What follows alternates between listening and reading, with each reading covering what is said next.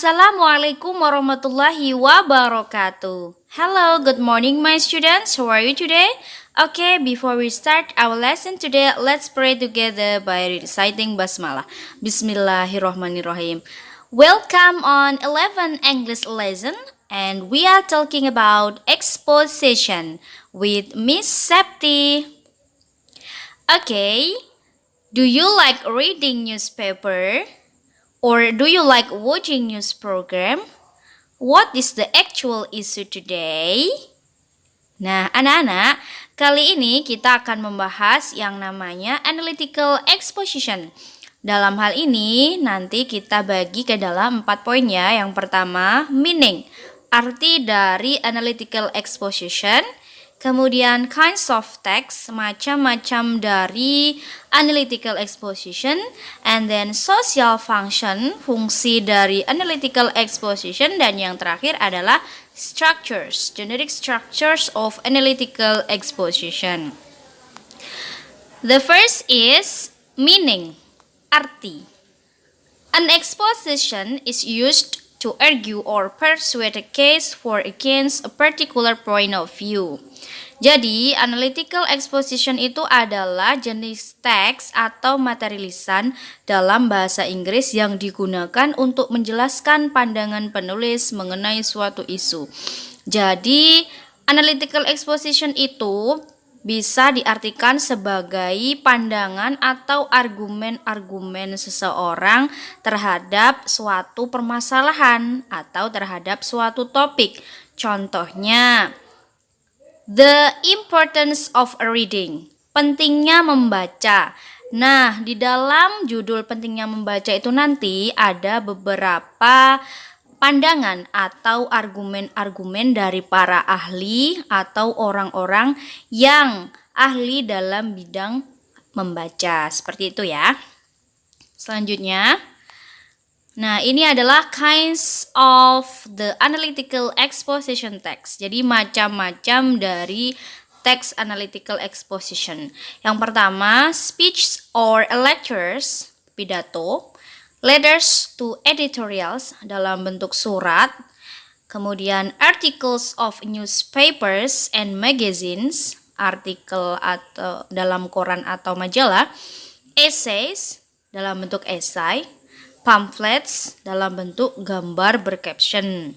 Nah, jadi itu ya, yang pertama adalah speeches or lectures, pidato, letters to editorials, surat dalam bentuk surat, articles of newspapers and magazines, artikel dalam koran atau majalah, essays dalam esai, kemudian pamphlets atau gambar bercaption.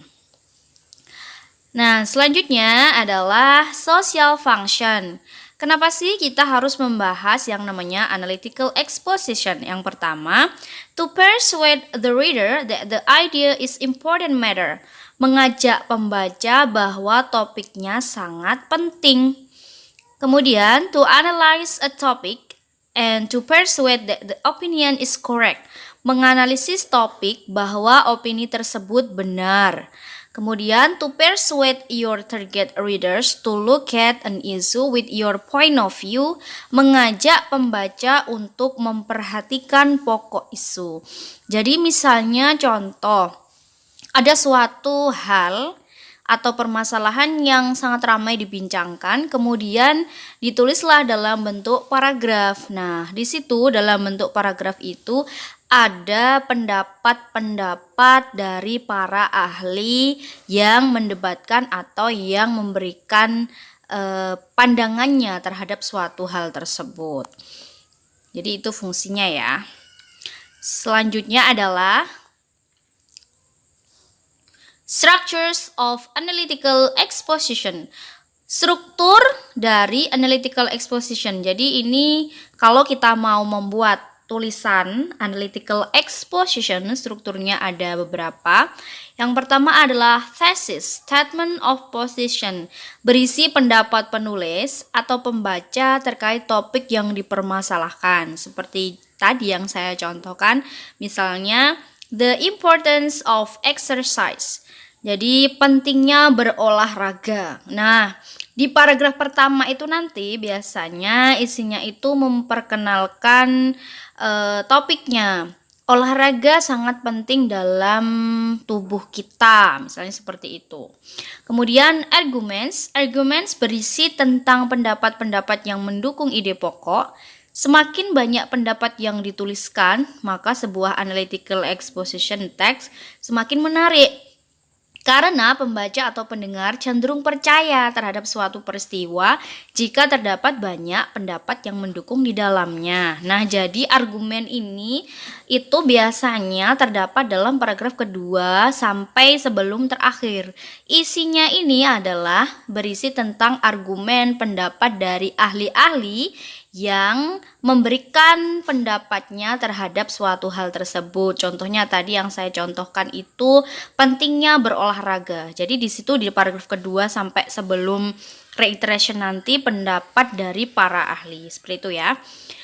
Reiteration berisi tentang kesimpulan atau pernyataan ulang atas inti dari ide yang disampaikan. Nah, ini biasanya terletak di akhir paragraf. Kesimpulan yang ditulis oleh penulis itu apa? Atau penegasan kembali bahwa contoh tadi berolahraga itu sangat penting untuk meningkatkan kesehatan dan kebugaran tubuh. Nah, itu adalah contohnya. That's all the structures of analytical exposition. Jadi itu tadi strukturnya ada 3 ya. Ada thesis, ada arguments, ada reiteration. Selanjutnya adalah contoh dari analytical exposition. Nah, ini adalah contoh sederhana yang saya buat. Ini judulnya tadi yang sudah saya sebutkan, ada The Importance of Exercise. Pentingnya berolahraga. Di paragraf pertama, we all know that exercise is important in our daily lives. Itu adalah thesis statement. Jadi di paragraf pertama ini memperkenalkan topik yang akan kita bahas. Selanjutnya di paragraf yang kedua dan yang ketiga, exercise increases energy levels. Sama paragraf ketiganya, exercise improves muscle strength. Nah, ini masuk ke dalam tesis karena ini berisi tentang pendapat-pendapat dari para ahli yang diringkas ke dalam paragraf seperti itu ya. Kemudian yang terakhir, exercise can help you to maintain a healthy weight. Nah, ada kalimat yang paling akhir itu ada the result, you may lose weight and look better physically, which will boost your self-esteem. Nah, ini adalah reiteration, kesimpulan dari sebuah analytical exposition yang berjudul The Importance of Exercise. Okay, that's all of my explanation about analytical exposition. Semoga teman-teman semuanya memahami ya, dan kalaupun ada yang belum paham bisa bertanya kepada Miss Septi. Oke, selanjutnya ini adalah tugas untuk anak-anak semuanya ya. Yang pertama, look for an example of exposition text. Jadi mencari contoh dari exposition text ya. Analyze the text by putting the structure. Kemudian dianalisa dengan meletakkan struktur-strukturnya. Tadi sudah saya contohkan struktur-strukturnya ada apa saja. Silakan diletakkan di masing-masing paragrafnya. Make an example of exposition text with the topic of the importance of reading. Nah, kalau kalian sudah mencari kemudian meletakkan strukturnya, tugas yang ketiga ini adalah kalian buat sendiri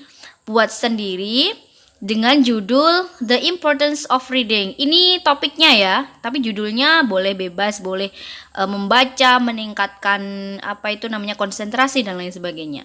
Kemudian collect the text based on the cleaning schedule. Tugasnya dikumpulkan berdasarkan jadwal piket ya.